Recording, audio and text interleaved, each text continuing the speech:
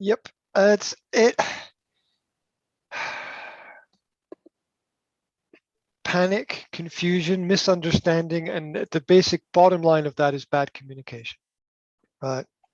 It's people are not communicating about the overall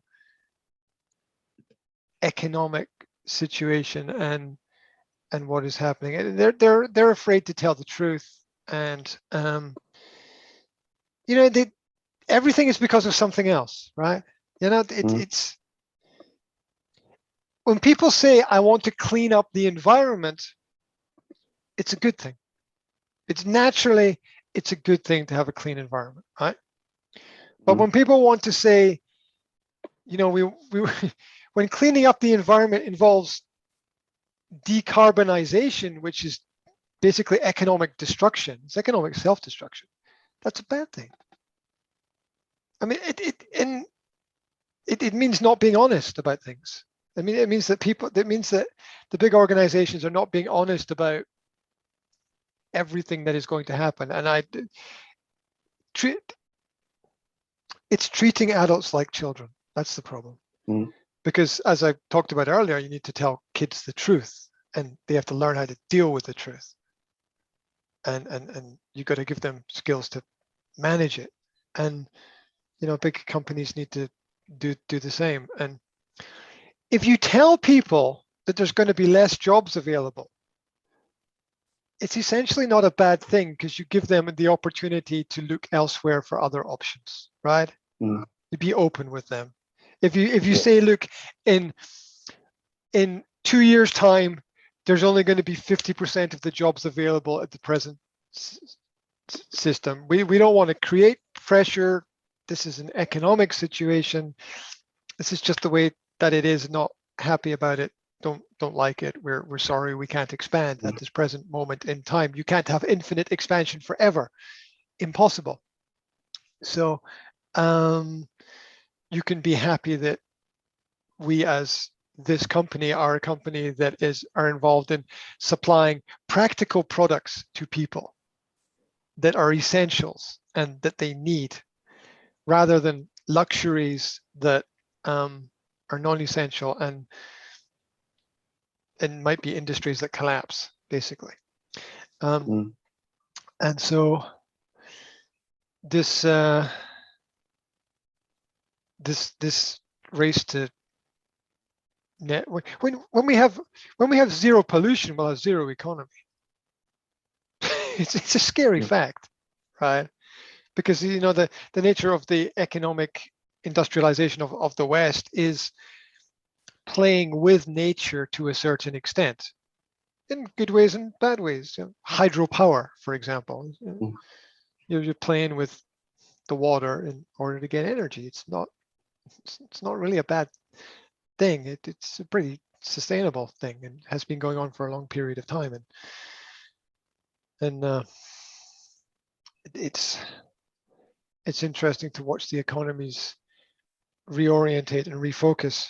In fact, I was listening to a presentation that I gave. I was listening last night to a presentation I gave about 4 years ago, 3 or 4, maybe 3 years ago. Yeah, 3 years ago. I was listening to a presentation I gave 3 years ago on digital economies.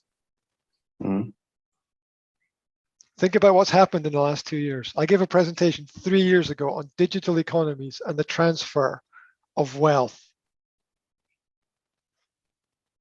And I was listening to it yesterday, and I was like, fuck, I got everything right. Now, sometimes I don't. Sometimes I get things wrong. But you have to, you predict, and something you get right and something you get wrong. You don't win every game. Right? You just learn to deal with it, right? You don't win every game. And I was like, oh my God, and this was before any of the socioeconomic changes of the last 2 years. And everything has exponentially grown. And I was talking about the present. I was talking about esports growth 3 years ago. I was talking about esport growth and the financial investment in it. And it's exponentially exploded over the last 2 years. And this is the way things are going into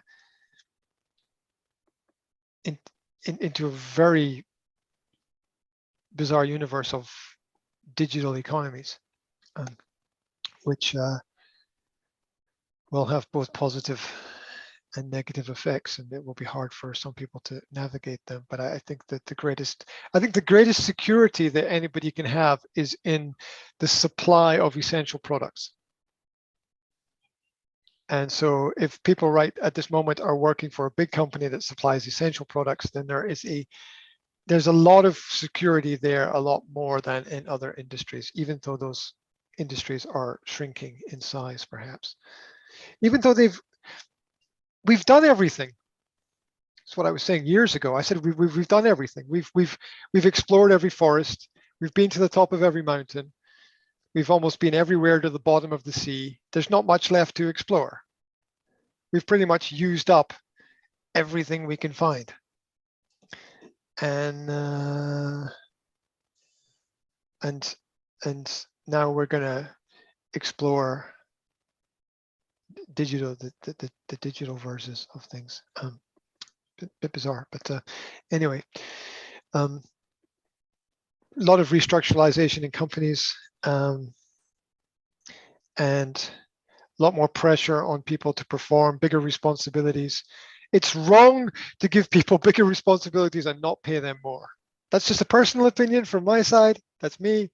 If you're going to give people these bigger responsibilities with to cover bigger areas, and more companies, and bigger financial resources, more countries, you should be paying people more. If you're going to cut, if you've got 2 people doing a job and you're going to cut it and have only 1 person, you need to take half the pay of the second person and give it to the first person. Not all of it. You need to take a percentage of it and pass it on. Because you gotta treat your employees well, and that matters in the long term.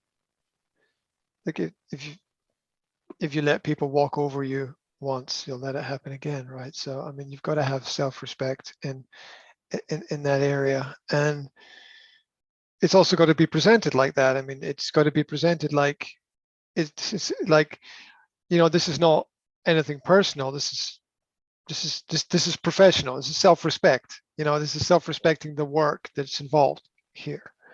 And if you ask people to do more work for the same amount of money, the quality is going to go down. This is to be expected. The quality will go down. Yeah, then that's not what we want. We don't want the quality to go down. We want the quality to go up. You know, the standard has already been set, so we need to we need to keep that at a high standard, right?